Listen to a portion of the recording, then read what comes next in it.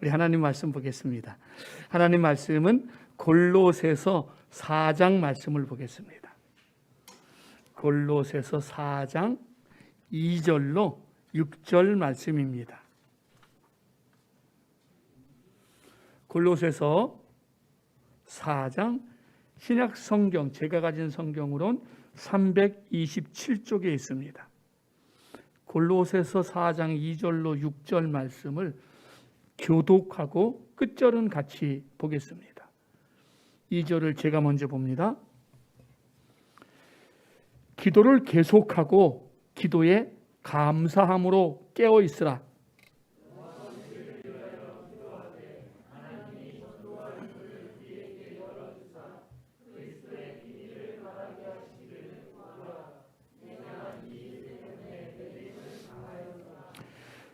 그리하면 내가 마땅히 할 말로써 이 비밀을 나타내리라.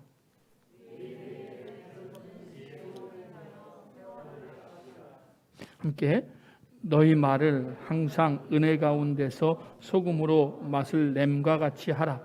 그리하면 각 사람에게 마땅히 대답할 것을 알리라. 아멘.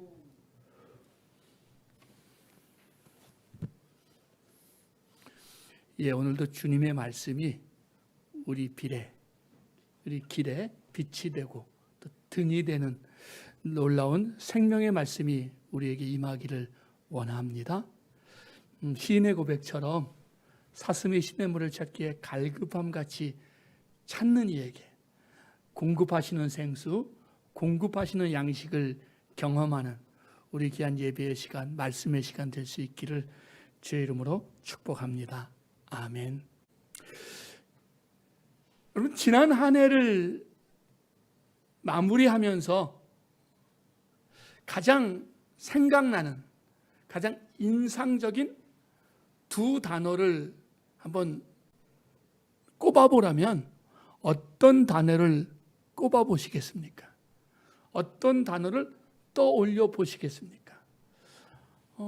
딱 두 단어 정도만, 뭐 그 이상도 좋지만 그래도 딱 생각할 때, 지난 한 해는 이 단어구나. 어떤 단어가 여러분들의 마음에, 머리에 남아있는 단어일까요? 저도 참 많은, 설교를 준비하면서 가만히 떠올려 보니까 참 많은 단어들이 1차적으로 떠오르더라고요. 가장 근래에 있었던 사건이어서 그런지 모르지만 첫째는 어머니라는 단어가 굉장히 많이 떠올랐어요. 어머니가 아프셔서 병원에 입원하셔서 제가 아마 저희 어머니와 한 번은 2박 3일, 한 번은 3박 4일 탁 붙어서 24시간 같이 있어 본 적이 한 번도 없었거든요. 근데 이번에 그 병간을 하면서 같이 있었잖아요. 어머니라는 단어가 참 많이 떠올랐었습니다. 많은 생각을 하게 된. 그리고 또 이제 뭐 또 환의 병명도 밝혀지시면서 또 자녀로서의 어떤 그 부담감, 죄송함, 부끄러움 같은 것들이 많이 남는 그런 단어이기도 했습니다. 역시 코로나라는 단어도 그냥 지나칠 수 없을 것 같아요. 더더군다나 제 아내가 일하는 직장에서 코로나가 발병을 하면서 미리 말씀을 드리자면 1월 더 이상 진행이 안 되면, 더 이상 발생하지 않으면 1월 4일은 돼야 격리에서 해제가 됩니다. 자, 코로나라는 단어도 역시 이 말미에 굉장히 인상적인, 어떤 면에서 충격을 준 단어이기도 했습니다. 근데 이게 그 끝부분이었다면은요, 사실 1년 내내 제 마음에 남았던 단어가 있다면, 특히 초반부에 강하게 남은 단어가 있다면 사실은 위기라는 단어였습니다. 우리 사회가 위기고 공동체가 위기고 생명의 위기고 교회의 위기라는 생각들, 가정의 위기라는 생각들이 굉장히 컸습니다. 이미 우리가 잘 알고 있지만 지난 한 해 동안 그 전에부터 이어진 여러 일들로 인해서 참 잃어버린 것들이 많았습니다. 그 잃어버린 것들 중에 가장 크게 잃어버린 것이 있다면 저는 공동체가 아닌가 생각을 해요. 공동체 혹은 공동체성이라고 말할 수 있겠지요. 가정 공동체의 위기가 왔습니다. 물론 명절이나 모일 때마다 그로 인한 부정적인 어떤 영향력이 하나도 없었다고 이야기할 수는 없겠지만 그럼에도 불구하고 우리 사회를 유지하는, 우리 가정을 유지하는, 대한민국의 가정들을 유지시키는 아주 좋은 덕목이 있었는데 그건 공동체성이거든요. 가족끼리 하나라는 거죠. 서로 사랑하고 서로 배려하고 서로 찾아뵙고 인사하고 선물도 주고 선물도 받고 또 공경하고 표시하는 것들. 그런데 뭐 몇 명 이상 모이지 마라. 막 이게 이제 막 그 명령으로 내려지면서 어떤 면에서 지금껏 못 누려왔던 자유를 누렸지요. 그죠? 야, 이런 날도 있네. 야, 시골에 안 가도 되네. 이런 것도 있지만 사실 그 저변에 우리 사회가 지금껏 유지해왔던 가족을 이어주는 정말 끈끈한 그 공동체성을 이런 것들 때문에 잃어버리는 슬픔이 분명히 우리에게 있었습니다. 사회 공동체가 위기를 맞이하게 됐습니다. 서로를 향한, 처음에는 서로를 향한 책임감, 배려 때문에 아주 철저했던 우리의 생각들은 시간이 지나면서 사실은 발등의 불 때문에 또 어떤 면에 불신 때문에 점점 이 공동체성도, 사회 공동체성도 깨져버렸습니다. 깨지고 있습니다. 참 속상하고 힘든 일 중에 하나입니다. 외국 사람들이나 혹은 북한에서 생활했던 탈북민들이 우리나라에 왔을 때 놀라는 몇 가지 중에 하나가 뭐냐면 뭐 사회적인 시스템이나 여러 가지도 놀라지만 놀라는 것 중에 하나가 뭐냐면 바로 이 사회에서, 이 사회 전체적으로, 민족 전체적으로 서로를 배려하고 서로를 생각해주는 이 배려심이 탁월한 사람들이라는 것입니다. 그런데 이 코로나 시국을 지내면서 많은 것들을 잃어가고 있습니다. 뭐 예를 들자면 어떤 뭐 단합대회라든가 수련회라든가 이런 것들 함께 모여서 무언가 하는 것들은 구시대의 적폐가 되는 느낌들이 있습니다. 이건 교회 공동체의 위기를 초래했지요. 지금껏 우리가 소중히 여겼던 가치들이 고통을 주고 손해를 주고 오히려 사람들을 괴롭히는 것처럼 굉장히 많이 매도당해 왔습니다. 제가 알기로 대부분의 교회들은 더 이상 최소한 지난해부터 부흥회를 하지 않습니다. 저희는 원래 안 했고요. 그래도 한 번쯤은 할 마음이 있었는데 이 잘하던 교회를 더 이상 부흥회를 못하죠. 그죠? 부흥회 못해요. 뭐 박수 치고 뭐 외치고 일어나고 이거 못합니다.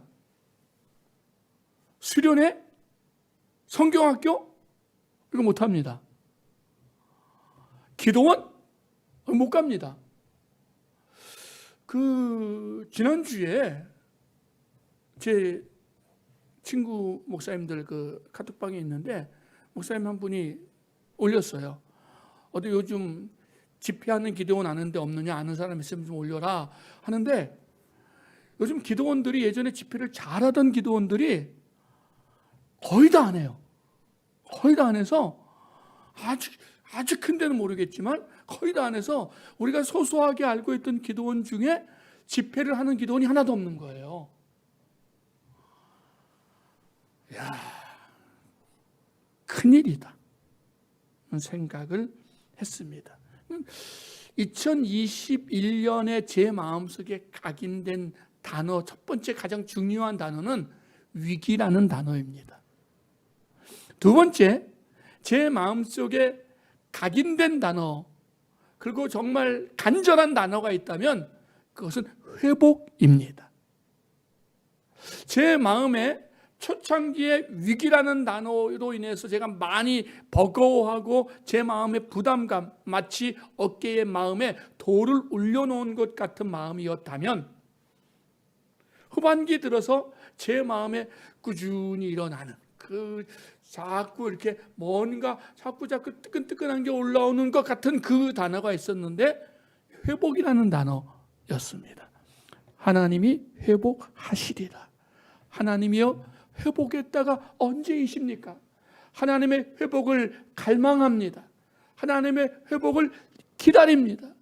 하나님 지체시 마시고 다시 우리를 이 땅에 우리 그리스도인들을, 교회들을, 이 복음을 회복시켜 주소서라는 간절한 마음이 후반기에 들어서 제 마음을 많이 사로잡았습니다. 그래서 저는 개인적으로 두 단어를 꼽는다면 위기와 회복이라는 단어를 꼽고 싶습니다. 그래서 오늘 송구영신 예배를 맞이해서 어떤 말씀을 나눌까 고민하다가 이 제목입니다. 회복입니다. 회복. 저와 여러분 개인의 삶에, 가정에, 직장과 기업에, 그리고 이 땅의 교회와 우리나라와 민족 열방에 하나님의 회복이 경험되어지는 우리 2022년 될 수 있기를 주님의 이름으로 축복합니다. 아멘. 회복이에요. 회복.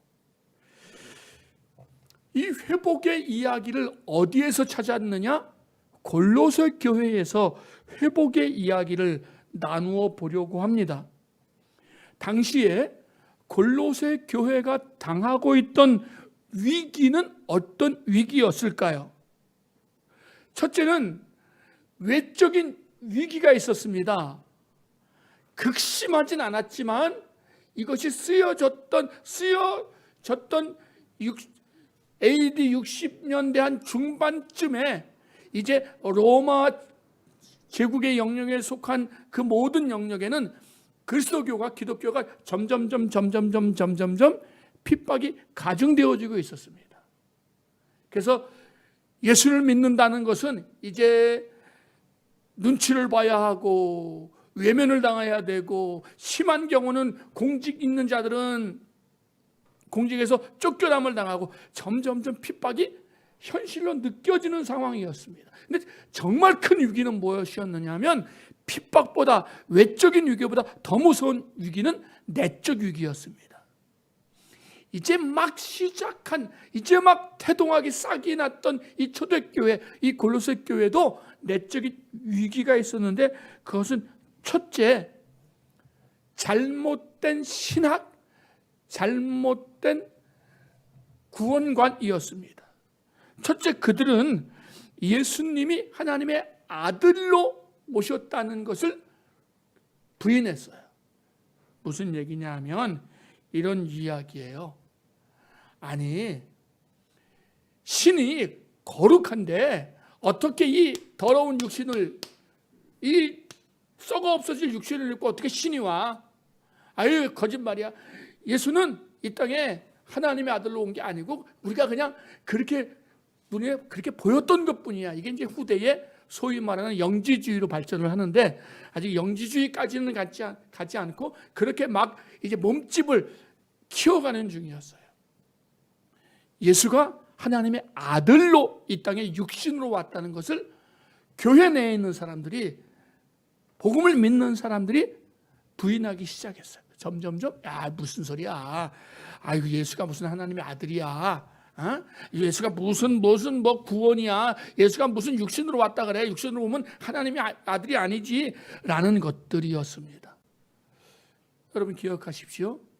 성경은 곳곳에서 분명히 이야기합니다. 예수님도 말씀하셨습니다. 내가 곧 그 길이고 내가 생명이고 내가 곧 진리라고 말씀하셨습니다. 예수 그리스도가 하나님의 아들이신 홀로이신 아들이십니다. 그러므로 예수 그리스도의 구원을 부인하는 것은 하나님의 아들 되심을 부인하는 것은 곧 기독교 자체를 부인하는 것입니다. 거짓 신학이고 거짓 철학입니다. 더 이상 기독교가 아닌 것입니다. 골로새 교회는 이런 이단 신학의 위기를 맞이하고 있었고요. 유대교의 율법주의의 고통을 받고 있었고요. 또 하나님이 직접 온 것이 아니라 천사를 통해서 우리에게 계시를 주기 때문에 천사를 섬겨야 된다는 것. 또 하나 특별히 이 골로새 교회를 보게 되면 일종의 금욕주의가 판을 치고 있었어요. 하나님을 만나려면 먹으면 안 돼. 조심해야 돼. 절제해야 돼. 여러분 우리가 필요에 따라서 절제하고 금욕해야 되지만 기독교는 금욕의 종교가 아닙니다. 우리가 하나님 앞에 애통할 때 금식하며 기도할 수 있어요. 그죠? 근데 밤낮 일주일에 한 번 이상 뭐 습관처럼 그냥 늘 난 그냥 금식이 취미야. 저 별로 안 좋아합니다. 여러분 그러시면. 저 그러면 안 좋아할래요. 물론 우리가 마음의 소원과 아픔과 간절함을 가지고 하나님 앞에 기도할 때 생명을 걸고 금식 기도를 할 필요가 있어요. 저도 금식 기도를 합니다. 근데 그게 그냥 내 삶의 어떤 것처럼 늘 그냥 금식이 그냥 이렇게 나의 면류관이 되고 나의 자랑이 되고 내가 이거는 결코 복음적이지 않아요. 그래서 근데 골로새 교회는 이런 그 내적인 위기들이 굉장히 컸어요. 자, 그러면서 사도 바울, 이 편지를 쓰고 있는 사도 바울 개인적으로도 위기가 있었는데 복음을 위해서 지금 어디에 있습니까? 로마 감옥에 갇혀 있죠. 여러분, 예수 잘 믿으면 내가 예수 잘 믿고 복음을 위해서 예수님을 위해서 하나님을 위해서 충성하고 봉사하면 우리가 어떠기를 기대해요? 하나님이 나를 영혼이 잘됨 같이 범사가 잘 되고 강건하리라의 복을 주실 줄 믿어요. 근데 지금 이 말씀이 사도 바울에게 적용하면 어떤 거예요? 틀리잖아요. 어긋나 있잖아요. 영혼이 잘된 바울입니다. 복음을 위해 충성하는 바울입니다. 1차, 2차, 3차 전도여행을 통해서 소아시아뿐 아니라 유럽에까지 복음을 전한 바울입니다. 수많은 곳에 교회를 세운 바울입니다. 수많은 기독교인들을 세우고 제자를 세운 그런 바울입니다. 근데 그 바울이 지금 어디에 있다고요? 감옥에 있다고요. 여러분 같으면 시험에 안 들겠어요? 전 시험에 들겠어요. 전 시험에 들겠어요. 한편으로는 하나님이 하신 일이니 뜻이 있겠지라고 이야기하지만 한편에 더 큰 쪽에는 하나님 내가 뭘 그렇게 잘못했다고. 한편으로는 일을 하시는 하나님이시고 어떻게든지 복음이 전파되면 하나님 영광 받으소서라고 이야기하지만 한편으로는 하나님 꼭 이렇게만 해야 됩니까? 이거 아니고 딴 방법 없으십니까? 라는 마음이 저는 늘 쌓을 것 같아요. 늘 쌓을 것 같아요. 그러다가 몸이 어디 찌푸둥하기도 하면 부정적이게 좀 더 커지고 누가 와서 또 저 위로라도 해주고 또 세례라도 받겠다 그러면 또 마음이 또 좀 녹아지고 늘 이 싸움일 것 같아요. 저는요. 근데 바울은 지금 계속 갇혀 있습니다. 로마에 전도하고 싶어 갔는데 전도도 마음대로 못합니다. 어려운 상황입니다. 바울은 분명히 어려운 상황 중에 있습니다. 그리고 자기 동족에게 지금 어때요? 버림받은 상황이잖아요. 동족들은요, 기회만 보면 죽이려고 들었어요. 그리고 완전히 내놨어요.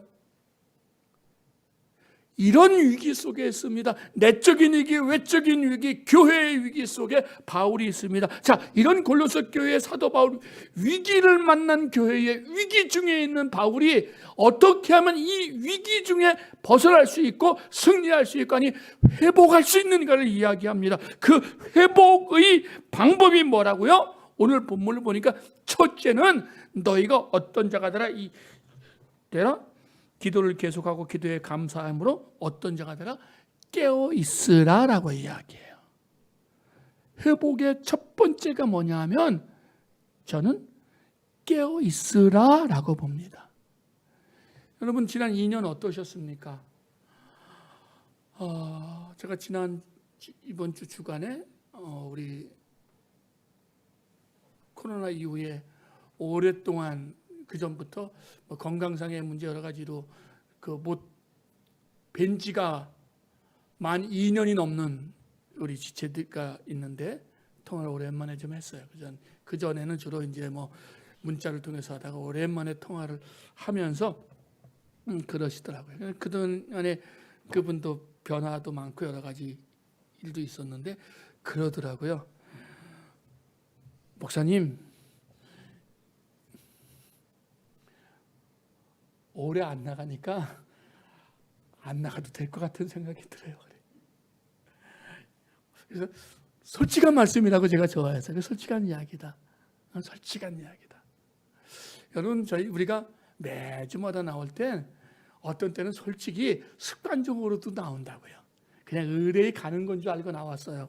그런데 한 주 안 나와보고, 2주 안 나와보고, 3주 안 나와보고, 자꾸만 안 나와보니까 어때요? 아직 안 나와도 될 것 같아. 처음에 한 주 빠질 땐 정말 벼락이라도 떨어질 것 같은 두려움 아닌 두려움이 우리에게 있었는데 52주 빠져도 벼락 한 번 안 떨어졌어. 괜찮을 것 같아. 그렇지 않나요? 영상으로 예배 드려도 된다. 예배는 신령과 영과 진리로 드리는 거다. 어디에 있든지 예배하면 된다라고 이야기하지만 우리도 모르는 사이에 정말 점점점 예배를 향한 모습들이 약해지진 않으셨나요? 오늘 예배당 예배로 드리기 위해서 최소한 어떤 분들은 최소한 20분 전에, 30분 전에, 1시간 전에 준비를 해야 돼요. 그죠? 준비하고 여자분들은 또 1시간 반 전에 다 꾸미고 입고, 그리고 또 이동해서 오면 1시간 이상 걸려서 왔습니다. 영상 예배를 드리면 몇 분이면 돼요? 5분도 안 걸리잖아요. 편해지기 시작했어요. 편해지기. 그러면서 우리가 어떻게 해요? 나도 모르는 사이에 이론에는 빠삭해지는데 예배를 드리는 자세, 예배를 드리는 원리, 예배를 드리는 방법에 대해서는 우리가 유창해졌는데 예배자의 진정한 마음은 어떻게 되죠? 잠들어 버렸어요. 잠들어 버렸어요. 너무나 많이요. 너무나 많이. 우리 교회 교인들에게 이야기하는 게 아니라 한국 교회 전체가 지금 그렇다는 이야기예요. 위기죠. 여러분, 성경은 우리에게 깨어 있을 것을 요청합니다. 왜냐하면 왜 깨어 있으라고 이야기해요? 첫째는 주가 언제 오실지 모르기 때문에 깨어 있으라고 이야기해요. 시험에 들지 않도록 깨어 있으라라고도 말씀합니다. 깨어 있는 자에게 복이 있다고도 말씀하셔요. 깨어 있는 자가 믿음을 지키는 자라고 말씀합니다. 깨어 있어야만 정신을 차릴 수 있다고 이야기해요. 깨어 있어야 마귀의 올무에서 벗어날 수 있다고 이야기합니다. 마귀가 우는 사자같이 삼킬 자를 찾고 있기 때문에 깨어 있어야 마귀의 공격에서 벗어날 수 있고 싸워 이길 수 있다고 이야기해요. 회복의 제1단계, 첫 번째, 여러분 기억하십시오. 깨어나시기를 부탁을 드립니다. 나태해진, 연약해진, 늘어진, 그리고 습관화된 그런 우리의 마음에서 2020 이제 2년을 시작하면서 주여, 내가 깨어 있게 하옵소서 기도하는 우리 모두가 되기를 원합니다. 깨어서 뭐 하느냐? 본문에서 이야기하죠. 뭐를? 기도에 깨어 있으라라고 이야기합니다. 기도에 깨어 있는 거예요. 여러분, 깨어서 할 일이 많이 있습니다. 정신을 차리고 할 일이 많이 있습니다. 그런데 깨어나라는 것을 이야기할 때마다 거의 성경에서 계속 붙어있는 단어가 있어요. 깨어서 뭐라고 이야기해요? 깨어서 기도하라. 깨어서 기도해라. 시험에 들지 않게 깨어 기도하라. 인자 앞에 서도록 항상 기도하며 깨어 있으라. 모든 기도와 간구를 하되 성령 안에서 기도하고 이를 위하여 깨어서 기도하라. 구하라라고 이야기합니다. 깨어 있는 것과 기도하는 것은 따라붙어요. 따라붙어요. 깨어 있는 자만이 기도할 수 있고, 내가 기도한다면서 내 영이 깨어 있지 않고 내 삶이, 내 마음이 깨어 있지 않다면 이건 내가 기도의 시간을 갖고 있을지 모르지만 정말 하나님 앞에 기도하지 않는 것일 수도 사실은 있는 거예요. 여러분, 기억했으면 좋겠습니다. 영적 싸움에서 승리하는 것이 기도라면 깨어있는 사람은 기도의 회복이 시작이 되어져야 할 것입니다. 근데 기도를 할 때 어떤 자세로 기도하느냐? 오늘 본문을 보니까 기도를 계속하고 기도에 어떻게, 무엇으로 깨어있으라? 감사함으로 깨어있을 것을 요청해요. 감사함으로. 우리가 어떤 자세로 기도해야 되느냐? 감사하는 자세로 기도하라 그래요. 깨어서 정신을 차리고 항상 기도하는데 어떤 마음을 가지고 기도해라? 감사하는 마음을 가지고 기도해라. 기도를 계속하고 기도에 감사함으로 깨어있으라. 아무것도 염려하지 말고 다만 모든 일에 기도와 간구로 너희 구할 것을 감사함으로 하나님께 아뢰라. 그리하면 모든 지각에 뛰어난 하나님의 평강이 너희 마음과 생각을 어떻게 하시리라? 지키시리라. 기도할 때 중요한 원리가 있습니다. 뭐부터 해야 돼요? 감사함으로 하라는 거죠. 여러분, 그거 아십니까? 예수님께서 일명 광야에서 들판에서 5병이어의 기적을 베푸시잖아요. 7병이어의 기적을 베푸시죠. 5병이어의 기적을 베푸실 때, 7병이어의 기적을 베푸실 때 그야말로 떡 5개, 물고기 2마리, 떡 7개, 물고기 2마리로 수천 명 이상의 사람들을 먹일 때 가장 먼저 한 게 뭔지 아시죠? 예수께서 축사하시고, 이 축사가 뭐죠? 감사기도예요. 우리 번역본에는 축사하시고로 나오는데 다른 번역본에는 감사기도 하시고예요. 우리는 언제 감사할 것 같아요? 저는 5병이어로 다 나눠준 다음에 감사기도 해야 될 것 같거든요. 근데 예수님의 기도는 언제예요? 기도한 다음에 5병이어가 일어나는 거예요. 우리는 언제 감사의 기도가 나오느냐 하면 내가 원하는 게 이루어졌을 때 감사 기도를 해요. 근데 주님의 방법은 뭐냐면 감사 기도를 하면 하나님이 그것을 이루어 가시는 거죠. 예수님이 십자가에 달리시기 전날 밤, 일명 마지막 만찬을 하시면서 어떻게 하십니까? 마지막 만찬 때 떡과 잔을 가지시고 축사하시고 감사기도 하시고 어떻게 하세요? 나눠주시는 장면이 나와요. 이 밤이 지나고 나면, 이 시간이 지나고 나면 제자가 나를 팔아버릴 것이고 이놈들, 여기 있는 놈들은 다 도망갈 것이고 나는 내일 이맘때면은 완전히 무덤에 갇혀 죽어서 명 끊어져서 무덤에 갇혀 있을 건데 뭐부터 하셔요? 감사부터 하신다고요. 감사부터 한다고요. 사랑하는 형제 자매들이여, 우리의 기도가 주님 앞에 감사로 드리는 기도가 되었으면 좋겠습니다. 그러면 깨어서 감사로 기도하는 기도가 무엇을 위해서 기도해야 될까요? 무엇을 위해 기도해야 합니까? 일용할 양식을 위해서도 기도하라고 하셨으니까 일용할 양식을 위해서 기도할 수도 있고요. 병 고침을 위해서도 기도할 수 있고요. 시험에 들지 않기를 위해서 기도도 해야 되고요. 하나님의 뜻이 이 땅에 이루어지도록 기도해야 되고요. 연약한 믿음을 위해서도 기도하고 성령을 받기 위해서도 기도하고요, 은사 받기 위해서도 기도해야 되고요, 선교사 파송할 때도 기도했고요, 집사 세울 때도 기도했고요, 모든 일에 기도해야 돼요. 근데 특별히 이 골로새서에서 바울은 무엇을 기도하라고 이야기하냐면, 첫째, 우리를 위해서 기도하라라고 이야기해요. 우리를 위해서. 무슨 이야기입니까? 그리고 이 바울 서신을 보게 되면 사도 바울은 곳곳에서 우리를 위하여 기도하라, 우리를 위하여 기도하되, 우리를 위해 기도할 것은. 여러분, 사도 바울이 어떤 사람이에요? 앞치마만 갖다 놔도, 바울이 쓰던 앞치마만 갖다 놔도 사람들이 일어나던, 귀신이 쫓겨나던 기적의 주인공이라고요. 바울이 어떤 사람이에요? 신약 성경 27권 중에 13권을 기록한 사람이에요. 바울이 어떤 사람이에요? 그가 가는 곳에 기적과 이사와 복음 전파가 일어났던 사람이에요. 수많은 교회를 세웠던 사람이에요. 근데 그가 기회 있을 때마다 뭘 이야기해요? 우리를 위해서 기도해라, 우리를 위해서 기도해라, 우리를 위해서 기도해라. 아니, 누구도 기도 부탁을 하셨어요? 예수님도 기도 부탁을 하시잖아요.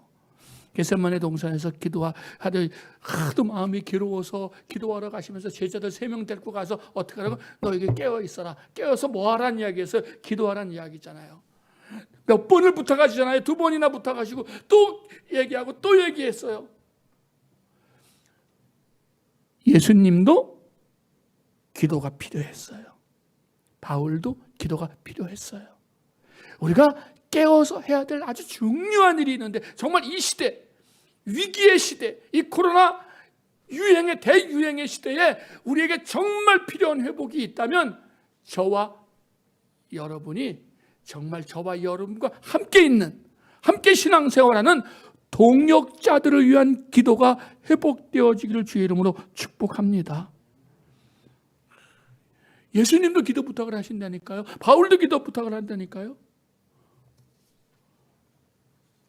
우리가 얼마나 연약한지 성령님도 우리를 위해서 기도하신다 그러잖아요. 예수님도 우리를 위해 기도하셔요. 바울도 우리를 위해 내가 너희를 위해서 기도한다고 이야기해요. 우리는요, 그 누구도 일방적인 어떤 기도를 받기만 하면 되는 사람은 아무도 없어요. 일방적으로 기도만 해줄 수만 있는 사람도 아무도 없어요. 아무리 능력 있는 사람도, 아무리 영권이 있는 분도 사실은 동역자들이 기도해 주지 않으면 곧 뭐가 돼요? 메말라 버리고 시체되는 거예요. 아주 잠깐입니다, 여러분. 아주 잠깐이에요. 그러므로 2022년에 우리의 회복의 그 관건이 어디에 있어야 되느냐 하면, 간절한 관건이 어디에 있어야 되느냐 하면, 서로를 위한 기도의 회복에 있기를 원합니다. 2021년 우리의 기도를 한번 생각해 보자고요. 내가 무기력해지고 내가 약해지고 내가 정말 답답해지는 가장 중요한 이유 중에 하나가 내 기도가 무너지지는 않았는가?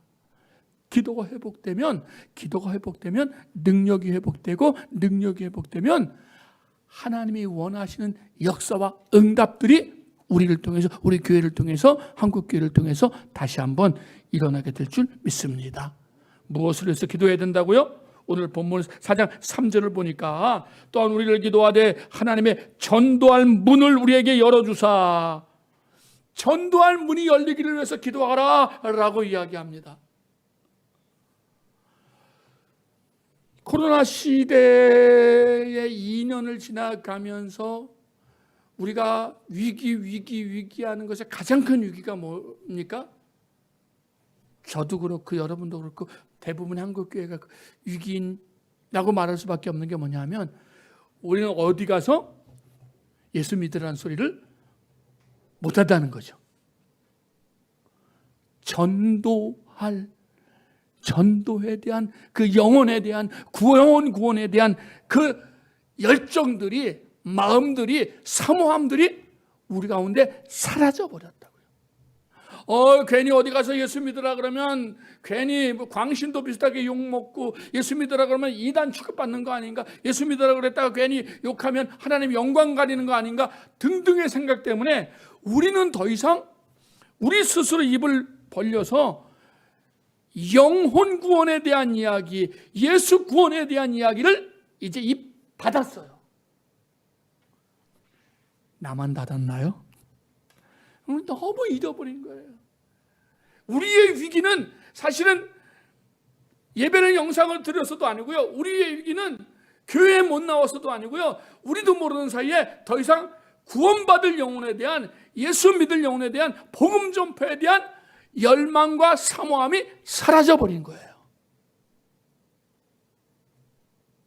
여러분, 기도할 때 뭘 기도해야 된다고요? 전도의 문을 열어주시도록. 그리고 그 전도, 그 영혼 구원을 위해서 입을 잘 벌려서 비밀을 잘 이야기할 수 있도록 나를 위해서, 우리를 위해서 기도해 줄 것을 바울이 아주 간절하게 부탁을 하고 있는 것입니다. 어떻게 기도해야 합니까? 시간으로 새벽 기도, 무슨 기도일 수도 있고, 방법도 부르짖는 기도, 엎드리는 기도, 침묵 기도, 금식 기도, 여러 가지가 있을 수 있지만, 어떻게 기도해야 됩니까? 정말 간절함을 가지고, 사모함을 가지고, 그리고 주의 응답이 올 때까지 기도하는 기도의 사람들이 되시기를 주님의 이름으로 축복합니다. 아멘. 이제 마지막 결론입니다. 자, 이제 한 10초 내에 곧 2021년이 지나가고 2022년이 시작이 될 것 같습니다. 여러분, 지난 한 해 이제 결론 내리기 전에 새해 인사하고 넘어가자고요. 지난 한 해 정말 수고하셨고 애쓰셨습니다. 12시 막 됐습니다. 자, 우리 옆에 보시면서 새해 복 많이 받으세요 하고 우리 인사하겠습니다. 자, 2022년에도 우리 하나님의 복을 마음껏 받으시기를 바랍니다. 받으시고 누리시고 나눠주시기를 바랍니다. 또 몇몇 분들이 이렇게 막 치다 말았으니까 이왕이면 우리 한번 치죠. 우리 하나님께 감사와 영광의 박수 한번 드리겠습니다. 네, 2022년이 시작이 되었습니다. 우리 정말 내년 이맘때 예배 드릴 때 회복의 모습으로 하나님 앞에 기쁘게 드릴 수 있기를 축복합니다. 아멘. 자, 결론입니다. 결론. 2022년 올해에 무엇이 회복되기를 원하십니까? 주를 향한 사랑이 회복되어지고, 예배가 회복되어지고, 공동체가 회복되어지고, 비전이 회복되어지고, 사명이 회복되어지기를 원합니다. 그러나 이 모든 회복을 위해서 무엇이 회복되어져야 합니까? 저와 여러분의 기도가 회복되어지기를 원합니다. 여러분, 기도 시간이 회복되어져야 합니다. 기도의 장소가 회복되어져야 합니다. 기도의 간절함이 회복되어져야 합니다. 그래야 기도의 응답이 회복되어져야 돼요. 되어지는 거예요. 요새 기도 응답이 왜 안 와요? 기도 안 하니까 안 오죠. 여러분, 요새 왜 우리 기도 응답이 왜 없어졌어요? 기도하지 않고도 오는 길이 많거든요. 간절함이, 옛날에는 방법이 기도밖에 없었어요. 하나님밖에 없었어요. 그러니까 죽자 사자 하나님 앞에 매달리면 하나님의 응답 줬다고요. 요즘은 기도하면서도 슬쩍 보면 누구도 봐요? 권세 있는 우리 큰 집도 보고, 힘 있는 아웃집도 보고, 또 친구도 보고, 친척도 보고, 다 사방을 보거든요. 여러분, 내 마음에 이미 두 주인이 있기 때문에 응답이 오지 않는 거예요. 기도가 회복되는 기도 회복의 한 해가 되기를 원합니다. 정말 형제 자매 내 사명을 위해서, 그리고 또 하나 영혼 사랑이 회복되는 한 해가 되기를 원합니다. 예수 그리스도의 이 이름의 복음이 나를 살렸다면, 나를 하나님의 자녀가 되게 했다면, 정말 나와 함께하고 있는 이들, 내 주변에 있는 사람들이 이 예수 그리스도의 이 이름의 복음이 없으므로, 이름의 구원이 없으므로 죽어가는 것에 대한 안타까움이 저와 여러분에게 다시 일어나기를 원합니다. 때를 얻든지 못 얻든지 이 복음을 전하기 위해서 힘쓰라고 했던 말씀이 다시 한번 우리에게 주의 안타까운 호소로 들려오는 2022년이 되었으면 좋겠습니다. 그래서 한 영혼에 대한 간절함을 품고 그 영혼을 위해서 기도하고, 그 영혼이 구원받을 때까지 우리가 서로 응원하며 기도하며 하나 되어서 하나님 앞에 아름다운 영혼들을 올려드리는, 또 자녀 삼는, 제자 삼는 아름다운 일에 쓰임받는 저와 여러분, 우리 모두가 다 될 수 있기를 주님의 이름으로 축복합니다. 아멘. 네, 기도하겠습니다.